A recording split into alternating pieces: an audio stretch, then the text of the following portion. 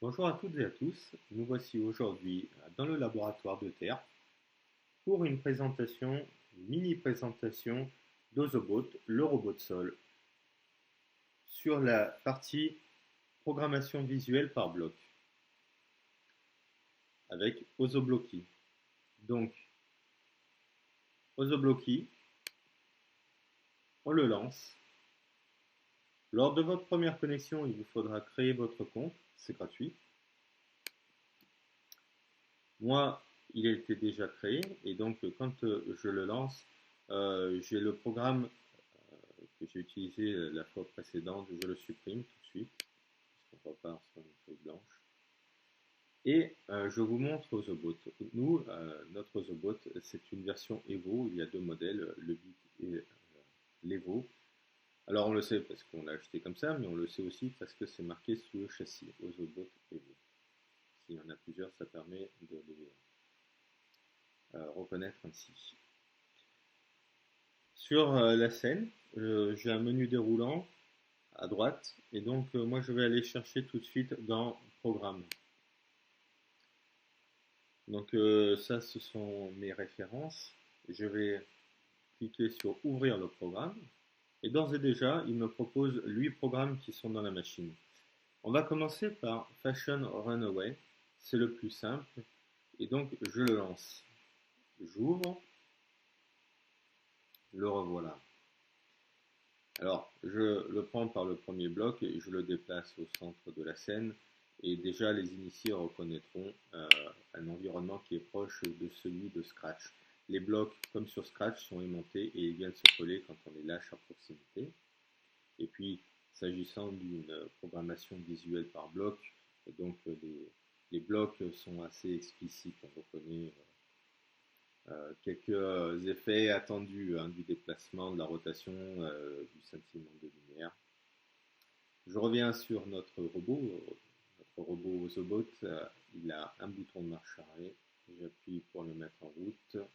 Et donc dessous s'illuminent les capteurs parce que Ozobot est un robot de sol avec des capteurs optiques. C'est ce qui lui permet de se déplacer. Et comme les capteurs optiques, eh bien, il faut les calibrer au démarrage, je vais cliquer sur Flash. J'ai l'espace de calibration ici. Je le pose sur l'espace de calibration et j'appuie.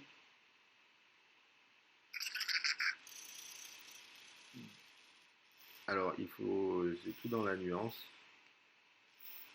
Il faut un appui long pendant 2 secondes. On lâche. Il s'éclaire en rose. Et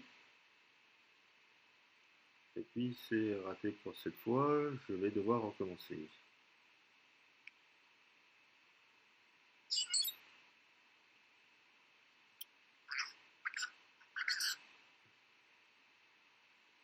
Là, il est arrêté. J'appuie 2 secondes. Je lâche. Il s'éclaire en blanc. Et puis en vert. Ça y est, il est calibré. Maintenant qu'il est calibré, il va falloir faire rentrer le programme dans la machine, dans le robot. Il y a l'espace de chargement ici, à côté. Je le pose dessus et je viens cliquer sur Charger Evo. Voilà, je charge. Et vous voyez que la plateforme se met à scintiller parce que le scintillement, c'est en fait un code couleur qui varie très vite et les capteurs sont en train de le lire. Et du coup, on est en train d'inoculer le programme dans la machine.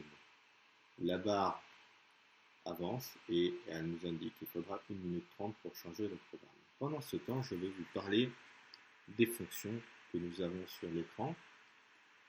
Donc Ozobot, c'est notre robot de modèle. Le Bit ou l'Evo, il faut sélectionner le robot en rapport. Level 2, c'est la difficulté du programme. Nous avons commencé par un niveau 2, c'est assez simple.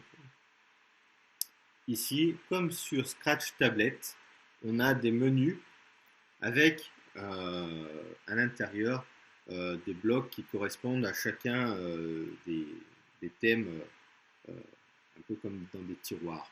Et donc là, ça serait le tiroir du mouvement, de la lumière, du délai, et ainsi de suite.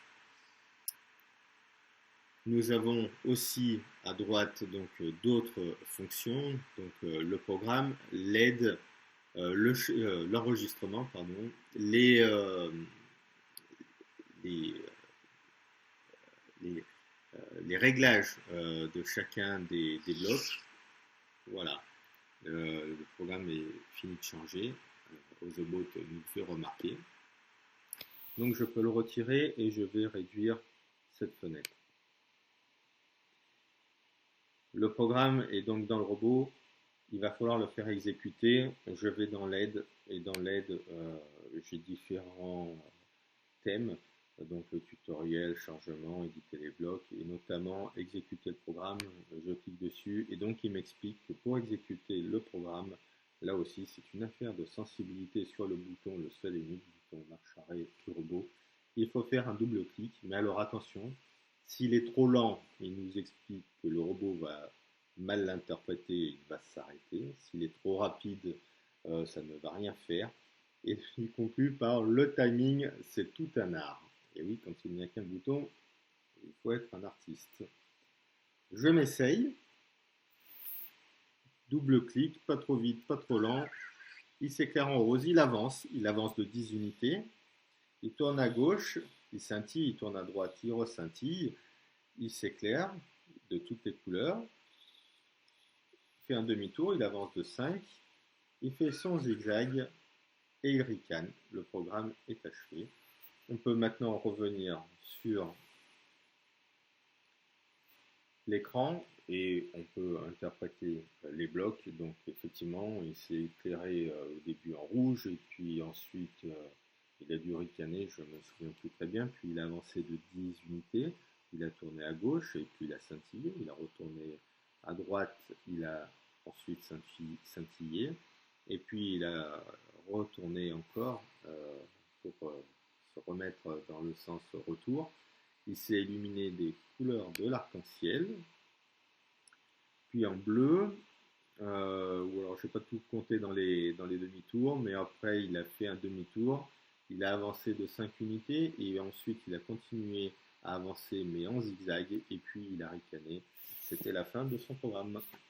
Voilà, c'est fini pour aujourd'hui. Merci, au revoir.